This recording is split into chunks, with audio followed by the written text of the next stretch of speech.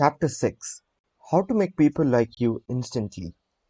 I was waiting in line to register a letter in the post office at 33rd Street and 8th Avenue in New York. I noticed that the clerk appeared to be bored with the job weighing envelopes, handing out stamps, making change, issuing receipts, the same monotonous grind year after year. So I said to myself, I'm going to try to make that clerk like me. Obviously, to make him like me, I must say something nice, but not about myself, but about him. So I asked myself, what is there about him that I can honestly admire? That is sometimes a hard question to answer, especially with strangers, but in this case, it happened to be easy. I instantly saw something I admired no end. So while he was weighing my envelope, I remarked with enthusiasm, I certainly wish I had your head of hair. He looked up, half startled, his face beaming with smiles. Well, it isn't as good as it used to be, he said modestly. I assured him that although it might have lost some of its pristine glory, nevertheless it was still magnificent. He was immensely pleased. We carried on a pleasant little conversation, and the last thing he said to me was, Many people have admired my hair. I'll bet that person went out to lunch that day, walking on air. I'll bet he went home that night and told his wife about it. I'll bet he looked in the mirror and said, It is a beautiful head of hair. I told this story once in public, and a man asked me afterwards, What did you want to get out of him?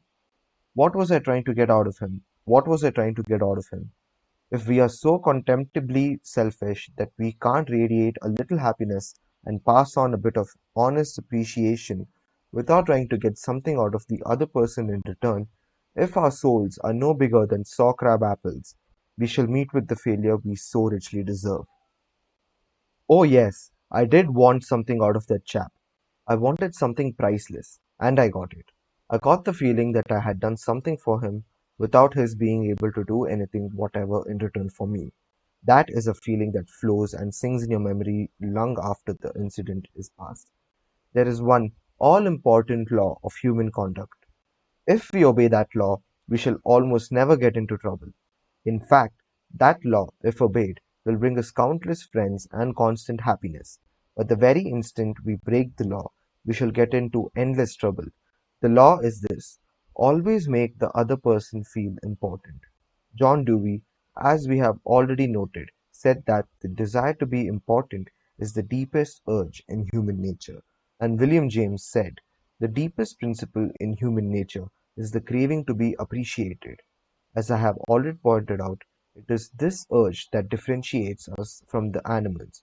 It is this urge that has been responsible for civilization itself. Philosophers have been speculating on the rules of human relationships for thousands of years, and out of all that speculation, there has evolved only one important precept. It is not new, it is as old as history. Zoroaster taught it to his followers in Persia 2500 years ago. Confucius preached it in China 24 centuries ago. Lao Tse, the founder of Taoism, taught it to his disciples in the valley of the Han. Buddha preached it on the bank of the holy Ganges 500 years before Christ. The sacred book of Hinduism taught it 1,000 years before that. Jesus taught it among the stony hills of Judah 19 centuries ago. Jesus summed it up in one thought, probably the most important rule in the world: do unto others as you would have others do unto you. You want the approval of those with whom you come in contact. You want recognition of your true worth. You want a feeling that you are important in your little world. You don't want to listen to cheap, insincere flattery, but you do crave sincere appreciation. You want your friends and associates to be, as Charles Schwab put it, hearty in their approbation and lavish in their praise. All of us want that. So let's obey the golden rule and give unto others what we would have others give unto us. How, when, where? The answer is all the time, everywhere. David G. Smith of Eau Claire, Wisconsin, told one of our classes how he handled a delicate situation when he was asked to take charge of the refreshment booth at a charity concert. The night of the concert, I arrived at the park and found two elderly ladies in a very bad humor standing next to the refreshment stand. Apparently, each thought that she was in charge of this project. As I stood there pondering what to do, many of the members of the sponsoring committee appeared and handed me a cash box and thanked me for taking over the project. She introduced Rose and Jane as my helpers and then ran off. A great silence ensued. Realizing that the cash box was a symbol of authority of sorts, I gave the box to Rose and explained that I might not be able to keep the money straight, and that if she took care of it, I would feel better.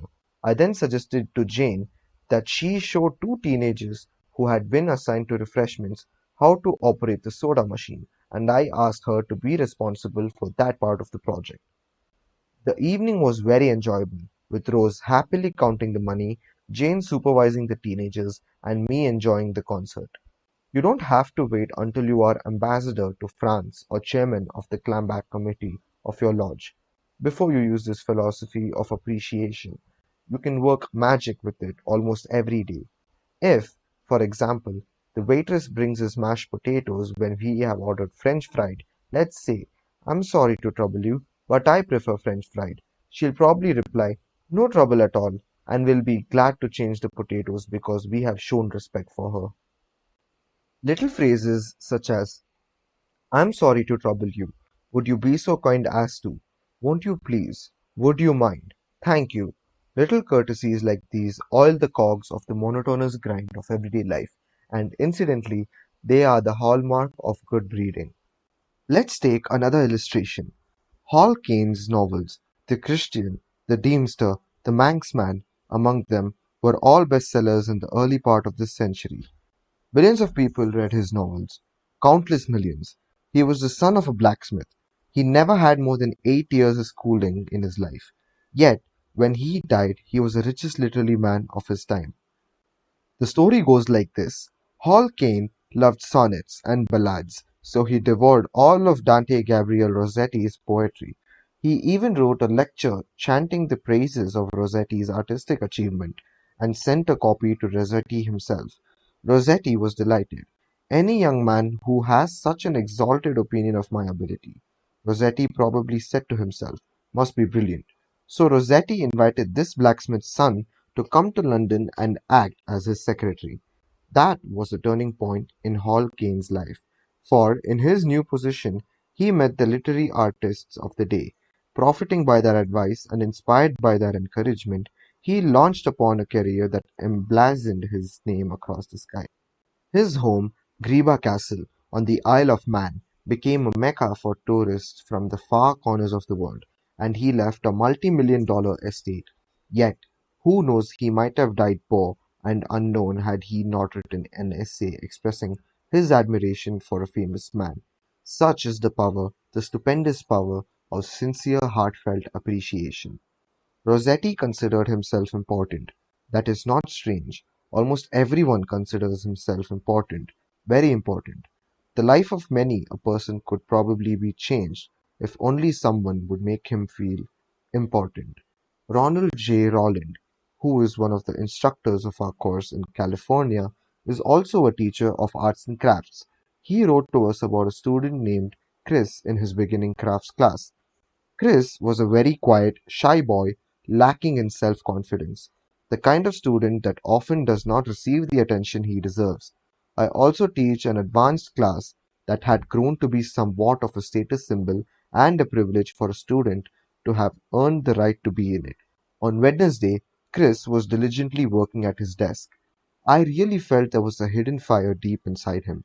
I asked Chris if he would like to be in the advanced class. How I wish I could express the look in Chris's face, the emotions in that shy 14-year-old boy, trying to hold back his tears. Who, me, Mr. Rowland? Am I good enough? Yes, Chris, you are good enough. I had to leave at that point because tears were coming to my eyes. As Chris walked out of class that day, seemingly 2 inches taller, he looked at me with bright blue eyes and said in a positive voice, "Thank you, Mr. Rowland." Chris taught me a lesson I will never forget: our deep desire to feel important. To help me never forget this rule, I made a sign which reads, "You are important."